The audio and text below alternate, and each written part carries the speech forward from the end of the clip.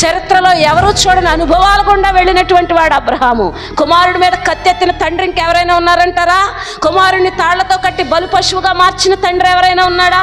100 సంవత్సరాలు దేవుని వాగ్దానం కోసం ఎదురు చూసిన వాడు ఎవడైనా ఉన్నాడా?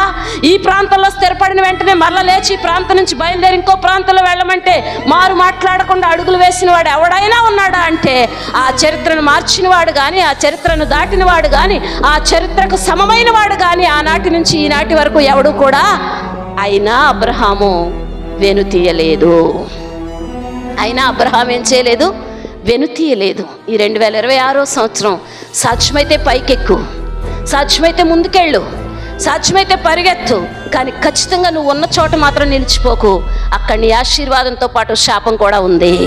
అక్కడ నుంచి నువ్వు బయలుదేరగలిగితే ముందున్న ఆశీర్వాదాల వైపు నీ జీవితం వెళుతుంది అని మొదటి ఆదివారపు ఆరాధనలో మనం ఈ వాక్య భాగాన్ని నేర్చుకున్నాం.